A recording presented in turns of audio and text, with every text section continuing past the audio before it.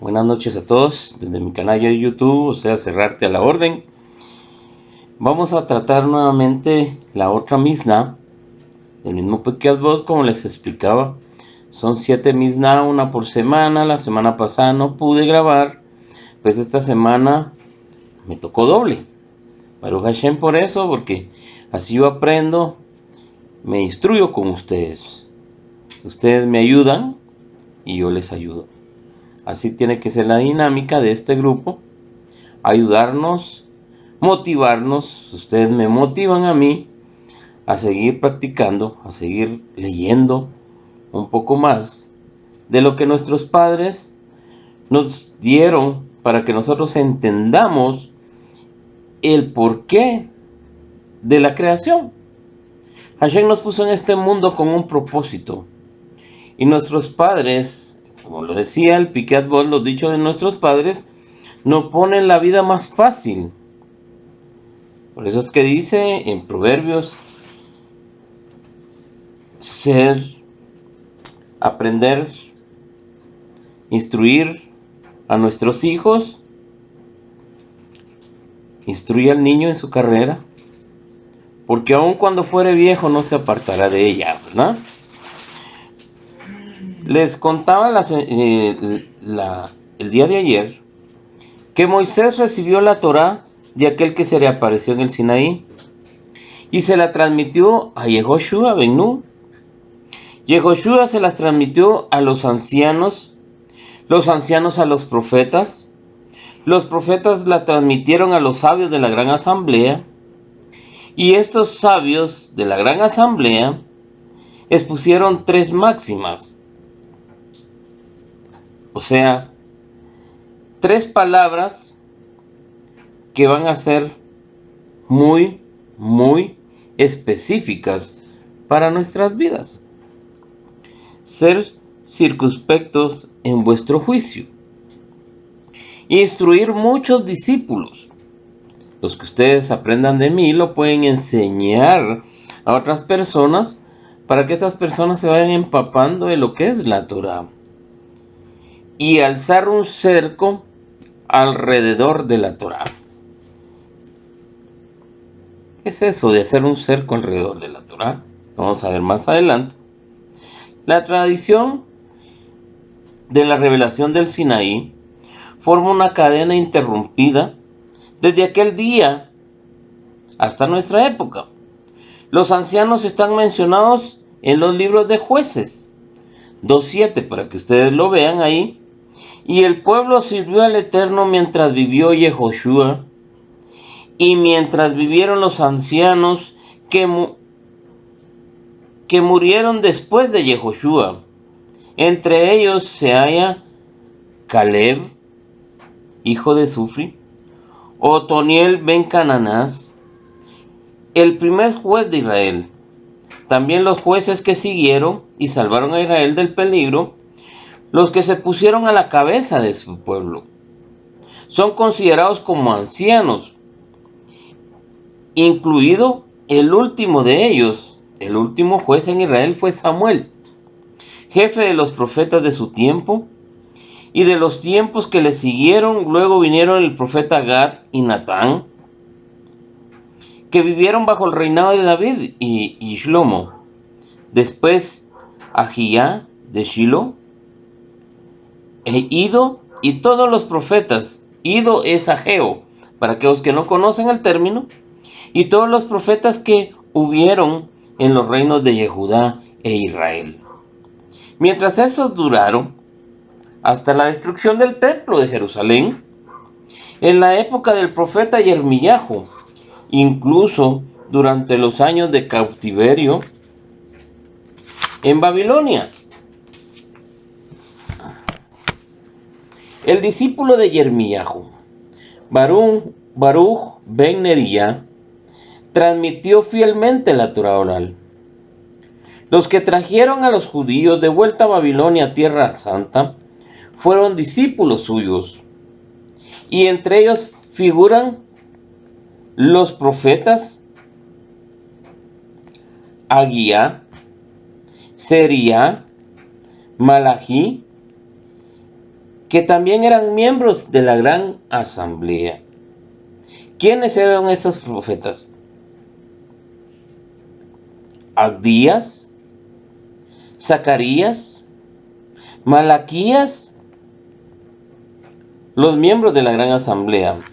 En nuestro tratado, estos tres pilares de la tradición vienen citados en orden de la sucesión hasta el rabí Yehudá, el santo rabí que transmitió las principales prescripciones de la ley oral con la ayuda de sus compañeros, hijos y discípulos.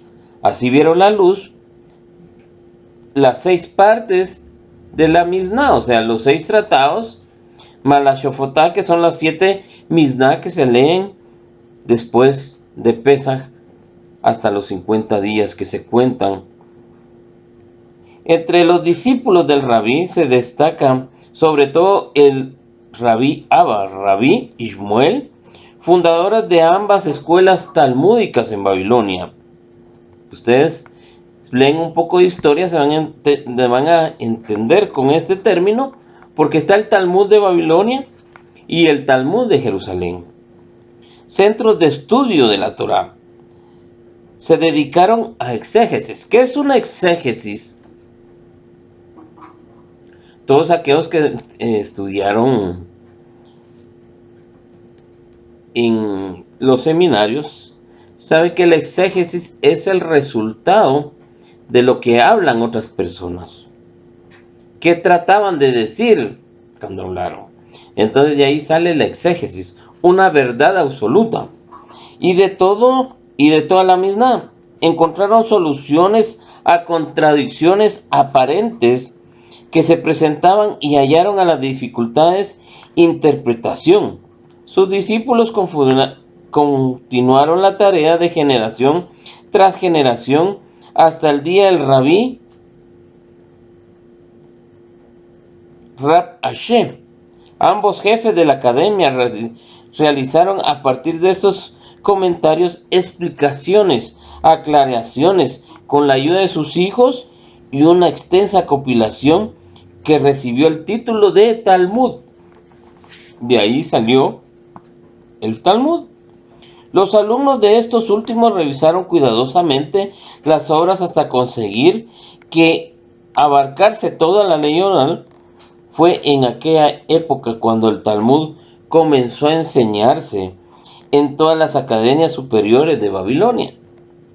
Y siguió enseñándose hasta el momento que graves acontecimientos que iban a influir en la historia mundial obligaron a los judíos a trasladar sus centros de estudios a otros países.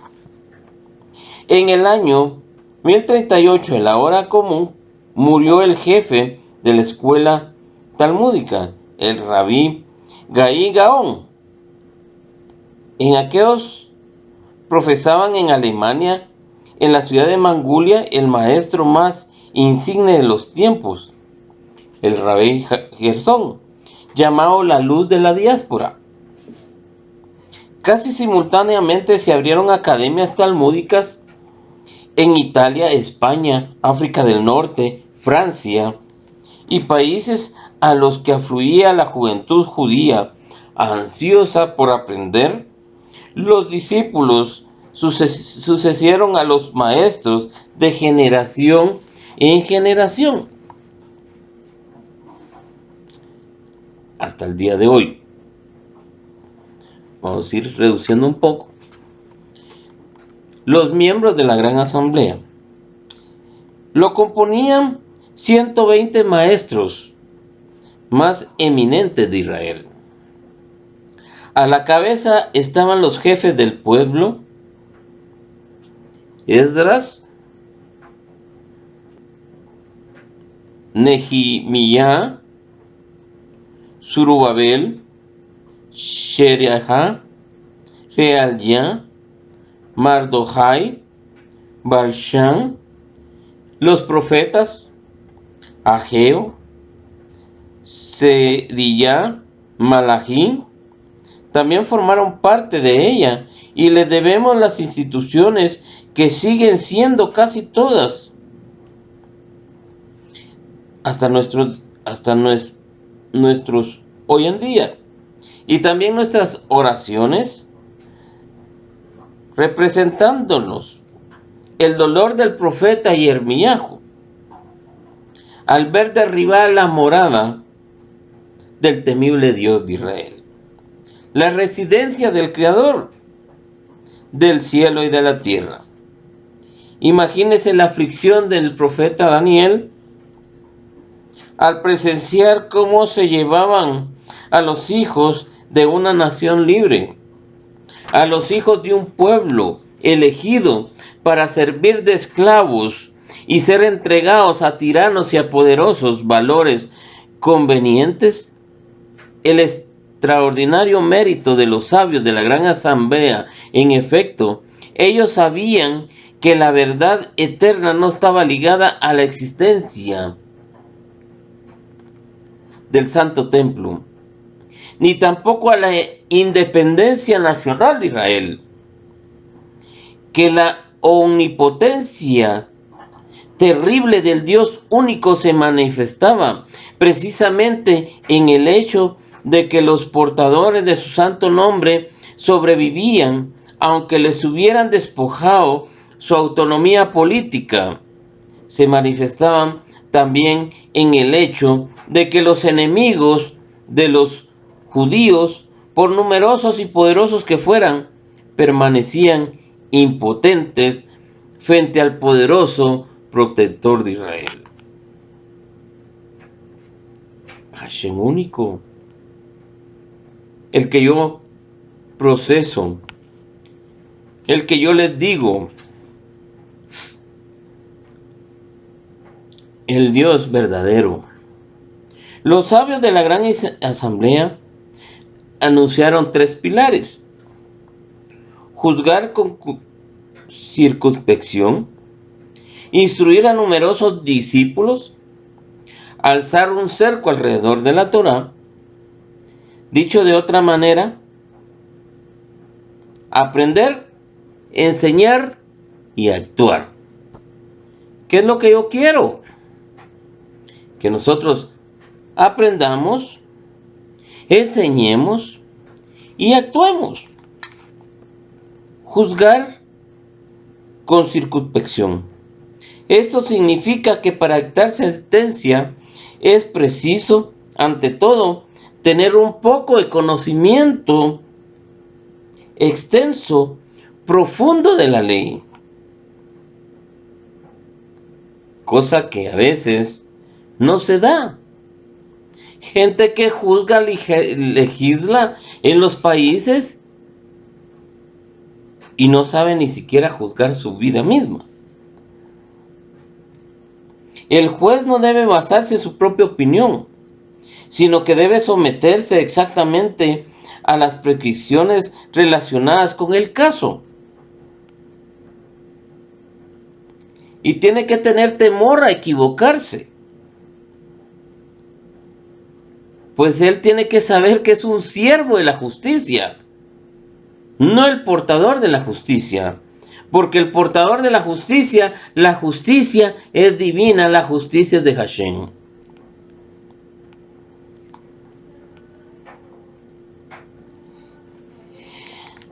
La palabra matún significa literalmente, interpretada en Targum.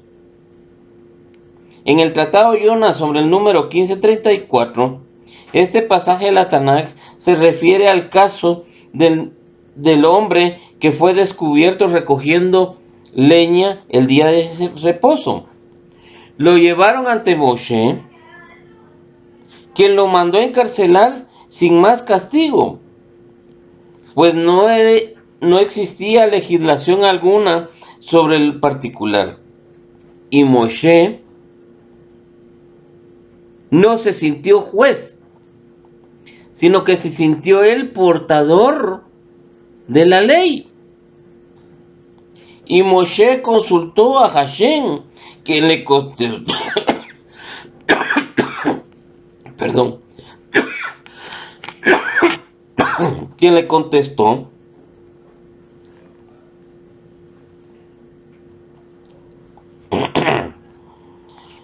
Le consultó a Dios, quien le contestó que el culpable merecía la pena de muerte.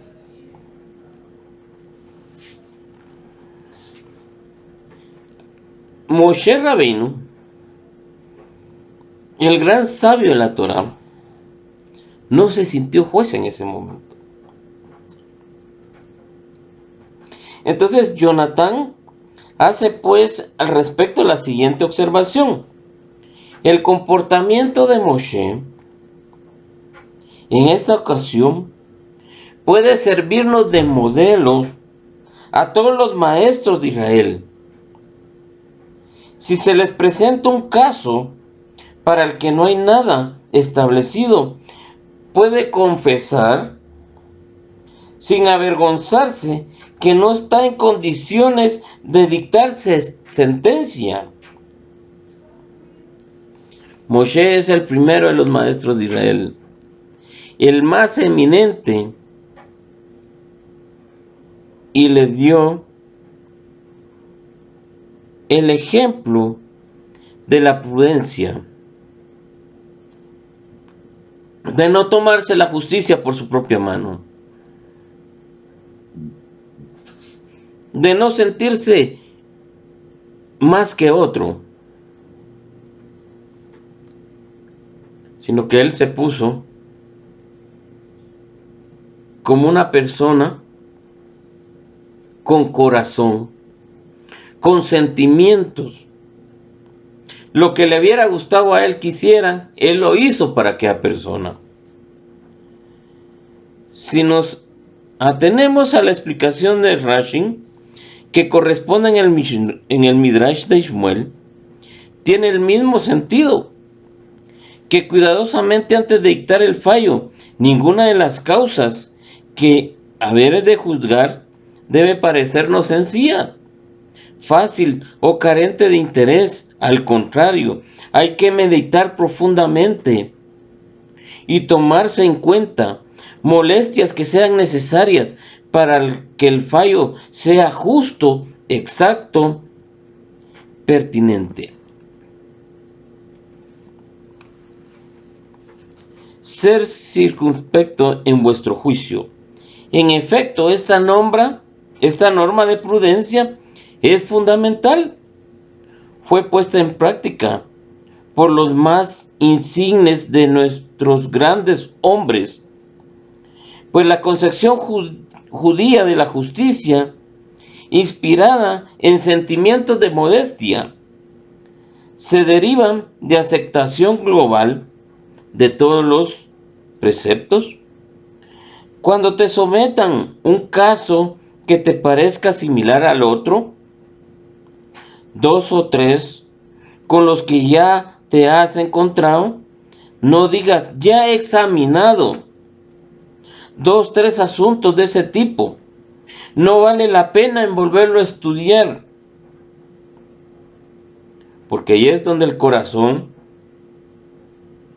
de nosotros los humanos está propenso al hinchamiento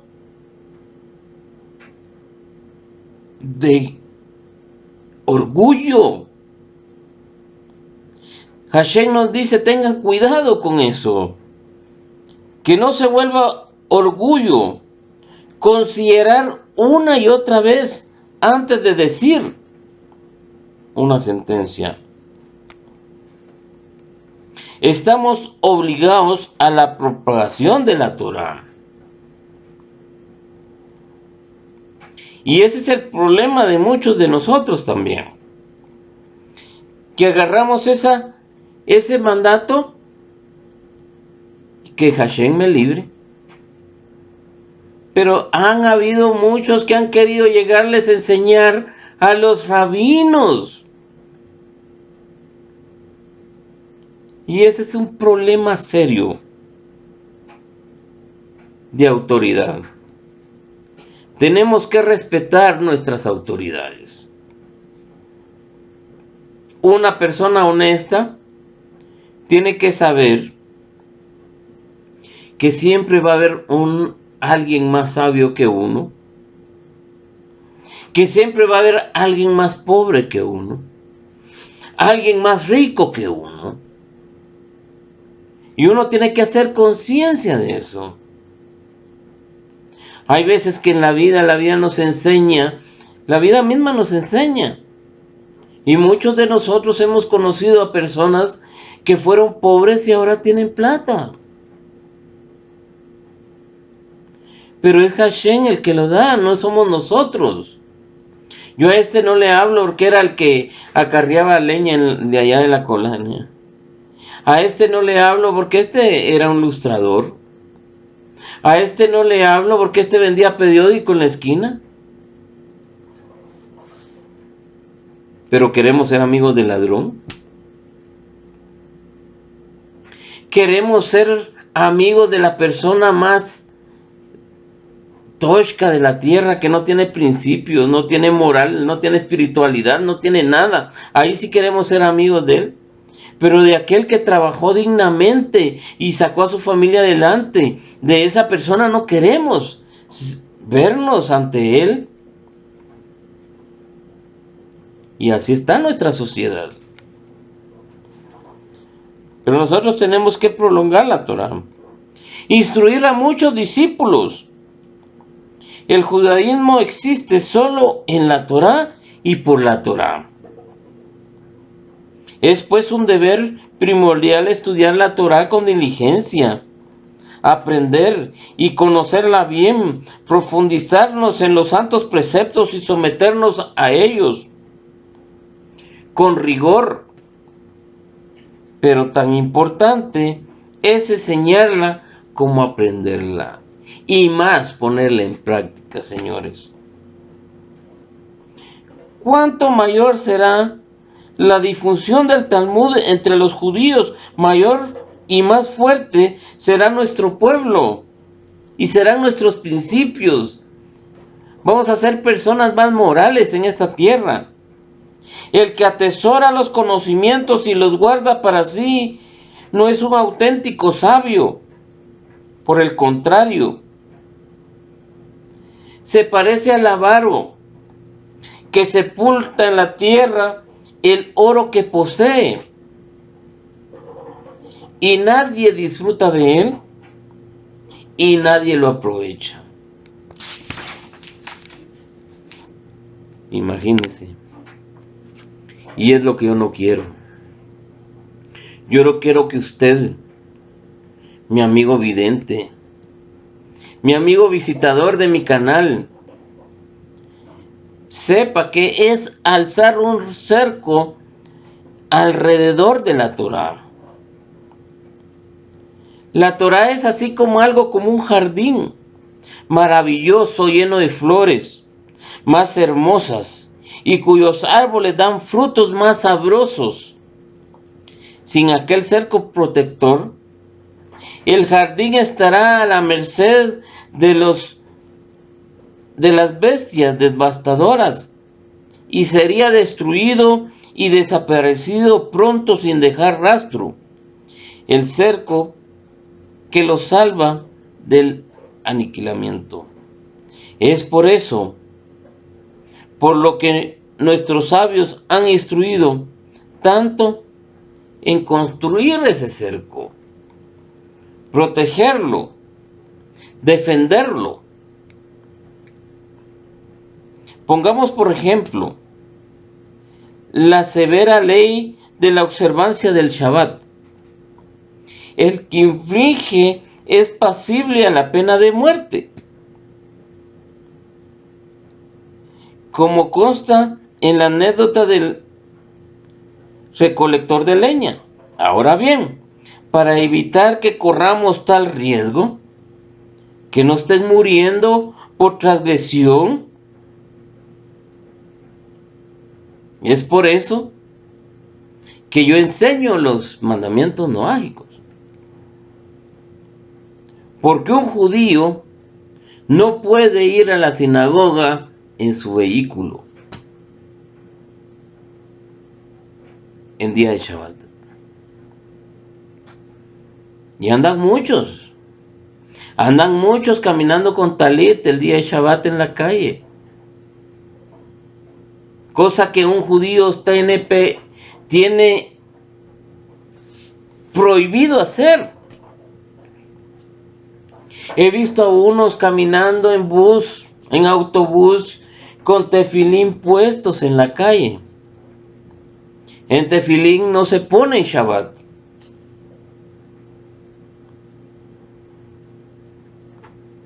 Y así, con una serie de prescripciones cuya aplicación hace imposible la profanación del día santo. Por ejemplo, no tenemos derecho a mover o a tomar objetos que puedan servir para efectuar una tarea prohibida el día de Shabbat. He visto a muchos grabando en su canal de YouTube el día de Shabbat, cosa que no se puede.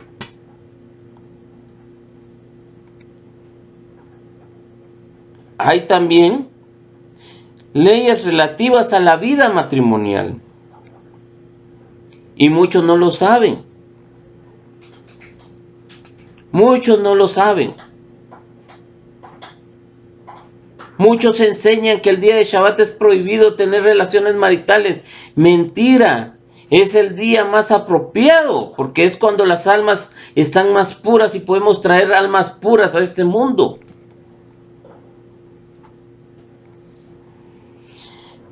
Pero como no sabemos, no tenemos quien nos oriente verdaderamente. Y a veces hay quien nos oriente, pero no queremos oír porque nosotros somos más sabios que el que nos puede enseñar de verdad.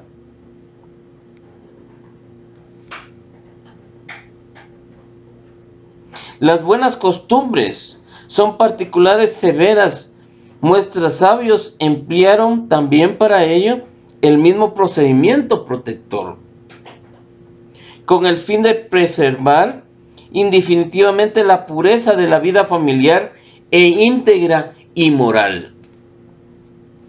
Si alguien las sabe, es bueno que las ponga ahí en mi canal de YouTube, para que todos aquellos que nos escuchen, que nos visiten, tengan el privilegio de saber cómo convivir esas leyes matrimoniales.